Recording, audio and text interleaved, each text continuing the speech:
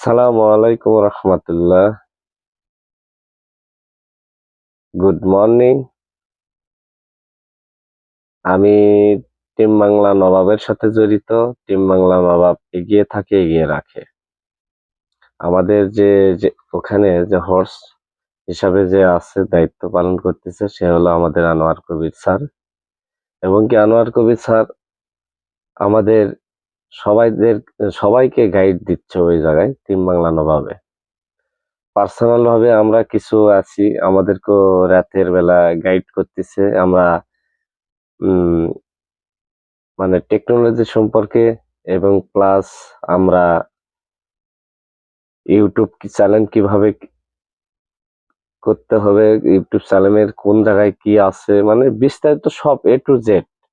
আমাদের যে ফেসবুকে অনেকে অনেক সমস্যাত পড়ে, বা এই সমস্যাগুলো নিয়ে কথাবার্তা বলা, এবং কি সম্পূর্ণ সবকিছু স্ক্রিন শেয়ারের মাধ্যমে দেখে দিচ্ছে। মানে একটা স্কুল যে এরকম একটা শিক্ষক যেভাবে আমাদেরকে একটা একটা করে শেখায়, সেভাবে আমাদের আনোয়ার কবির স্যার আমাদেরকে শেখাচ্ছে। তো আমি মনে করি যে আমাদের যে একটা নতুন ধাপে আমরা এসেছি, সেটা হলো ভিক্টোরিয়া উইথ অ্যাশ। আমাদের এখানে যেতে হলে, বা আমাদের এখানে যদি আমরা বুঝতে চাই, তাহলে আমাদের কিন্তু অবশ্যই অন্য কোনো জায়গায় আমাদের এরকম আউট একটা নলেজ নিতে হবে। কেননা আউট নলেজ যদি আমরা না নিই, তাহলে ভিক্টোরিয়া উইথ অ্যাশ এখানে আমরা কিন্তু কোনো কাজ করতে পারবো না। আর আমাদের কাজটা যদি শিখতে চাই বা জানতে চাই, আমাদের আনোয়ার কবির স্যার না, যদি আপনাদের মনে হয় যে আপনাদের ভালো কোনো একটা লিডার আপনারা পাচ্ছেন, বা ওই লিডারের মাধ্যমে আপনারা ভালো কোনো কিছু একটা জানবেন বা শিখবেন, তাহলে আপনারা সেই লিডারের কাছে আপনারা যেতে পারেন।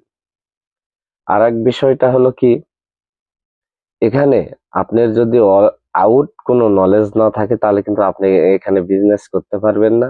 এটা সম্পূর্ণ আপনার মনে করেন যে একটা টেকনোলজির উপরে এগুলো কাজ।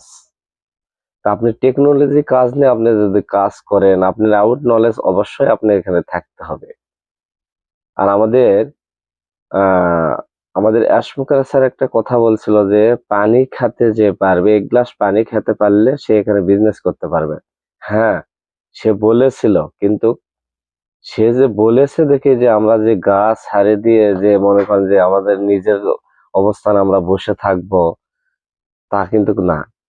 আপনি যদি এখানে যদি আসতে চান, আপনারা যদি এখানে যদি বুঝতে